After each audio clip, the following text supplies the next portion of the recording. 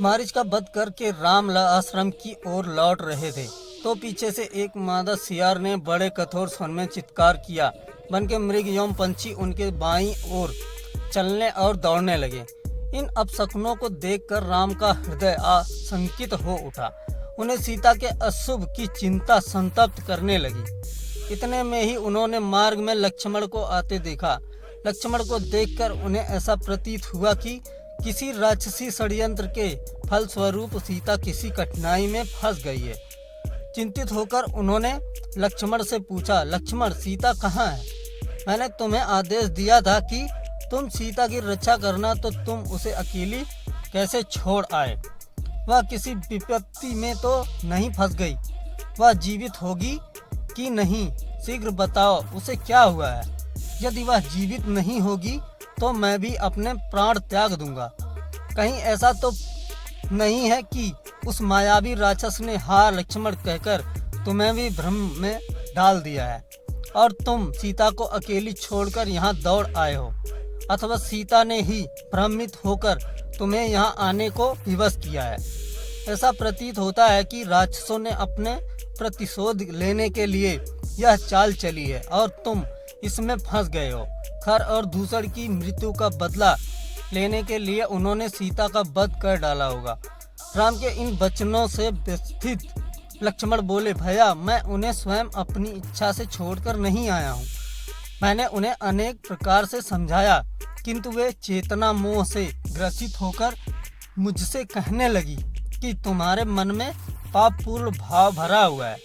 तुम अपने भाई के दुश्मन हो और उनकी मृत्यु के पश्चात मुझे प्राप्त करना चाहते हो।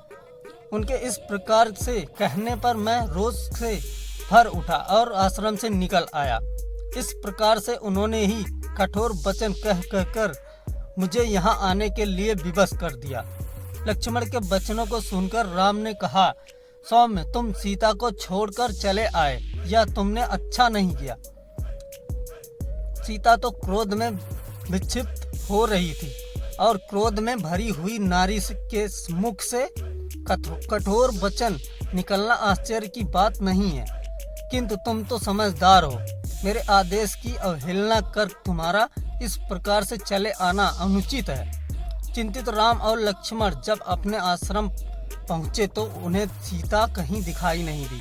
उन्होंने समस्त पर्णशालाओं को देख डाला, किंतु वे सभी सूनी मूली जैसे हेमंत ऋतु के हिम से ध्वस्त होकर कामलिनी श्रीहीन हो जाती है, उसी प्रकार से पर्णशालाएं शोभा शून्य थी। आश्रम के वृक्ष और पत्ते भी वायु में सनसनाकर दुख से रो रहे प्रतीत होते थे। मृगशाला और कुछ इधर उधर बिखरे पड़े थे, आसन औधे पड़े थे।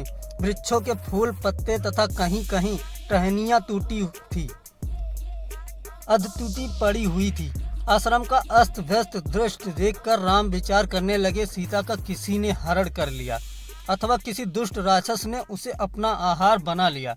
कहीं वह फूल चुनने तो नहीं गई या जल लाने नदी पर तो नहीं चली गई। जब सब ओर खोजने पर भी उन्हें सीता कहीं दिखाई नहीं दी तो शोक के कारण उनकी आंखें लाल हो गईं। नदी नालों पर्वत कंदराओं में जाकर वे उन्मत्त की भांति आवाज दे देकर सीता को खोज करने लगे। अंत में उनकी उन्मत्तता इतनी बढ़ गई कि वे कभी कदम्ब के वृक्ष के पास जाकर कहते, हे कदम्ब, मेरी सीता को तेरे पुष्पों से बहुत स्नेह था, तू ही बता वह कहाँ है। कभी बिल्व के पास जाकर उससे पूछते, हे बिल्व पीतव, क्या तुमने पीतव वस्त्र धारिणी सीता को कहीं देखा है? इस प्रकार वे कभी किसी वृक्ष से, कभी किसी लता से और कभी पुष्प समूहों से सीता का पता पूछते। कभी अशोक वृक्ष के पास जाकर कहते, अरे अशोक बिट्टप, तेरा तो नाम ही अशोक है, फिर तू सीता से मेरी भेंट कराकर मेरे शोक का हरण क्यों नहीं करता? फिर ताड़ के वृक्ष के कहते, तू तो सब वृक्षों से ऊंचा है, तू दूर दूर की वस्तुएं देख सकता है, देखकर बता क्या तुझे सीता कहीं दिखाई दे रही है? चुपचाप खड़ा ना रह, यदि तू देखना चाहेगा तो तुझे वह अवश्य दिखाई देगी। इस प्रकार नाना प्रकार के वृक्षों से पूछ पूछ कर रामचंद्र विलाप करने लगे। हे प्राण वल्लभे जानकी, तू कहाँ छिप गई? यदि तू वृक्षों की ओट में छिपकर हंसी कर रही है तो मैं तुझसे प्रार्थना करता हूँ, तू प्रकट हो जा। देख, मैं तेरे बिना कितना व्याकुल हो रहा हूँ। अब बहुत हंसी हो चुकी, मैं हार मानता हूँ। मैं तुझे नहीं ढूंढ पा रहा हूँ, या तू सचमुच मुझसे टूट गई है? हाँ सीते, बोल, जल्दी बोल, तू कहाँ है? इधर देख, तेरे साथ खेलने वाले मृग शावक भी तेरे वियोग में आंसू बहा रहे हैं। सीते, तेरे बिना मैं जीवित नहीं रह सकता। मैं चाहता हूँ अभी तेरे वियोग में अपने प्राण त्याग दूँ, किंतु पिता की आज्ञा से विवश हूँ। मुझे स्वर्ग में पाकर वे धिक्कारेंगे और कहेंगे, तू मेरी आज्ञा की अवहेलना करके 14 वर्ष की वनवास की अवधि पूरी किए बिना ही स्वर्ग में कैसे चला आया? हाँ, मैं कितना अभागा हूँ जो तुम्हारे विरह में मर भी नहीं सकता। हाँ जानकी, तुम ही बताओ, तुम्हारे बिना मैं क्या करूँ? बड़े भाई को विलाप करते देख लक्ष्मण ने उन्हें धैर्य बंधाते हुए कहा, हे नरोत्तम, रोने और धैर्य खोने से कोई लाभ नहीं होगा। आइए आश्रम से बाहर चलकर वनों और गिरी गंधराओं में कभी भाभी की खोज करें। उन्हें वनों तथा पर्वतों में भ्रमण करने का चाव था। संभव है वहीं कहीं भ्रमण कर रही हूँ।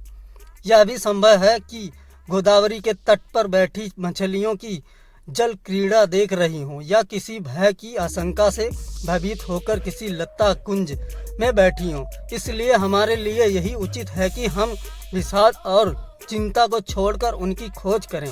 लक्ष्मण के युक्ति युक्त वचन सुनकर राम उसके साथ वनों, लताओं, गिरी कंदराओं आदि में खोज करने के लिए चले।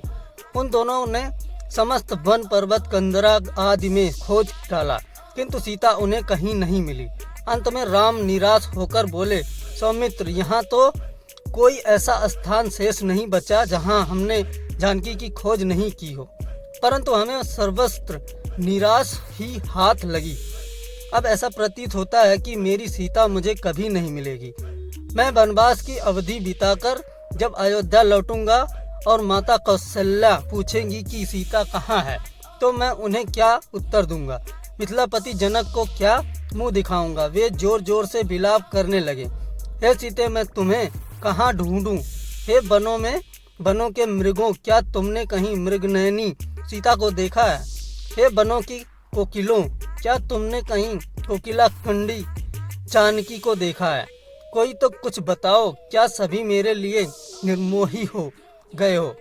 कोई नहीं बोलता, कोई नहीं बताता, कोई भी मुझसे बात करना नहीं चाहता। मैं कायर हूँ जो अपनी भार्या की रक्षा ना कर सका। थोड़ी देर मौन रहने के पश्चात वे फिर लक्ष्मण से बोले, हे सौमित्र, अब सीता के बिना मैं किसी को मुख दिखाने के लायक नहीं रहा।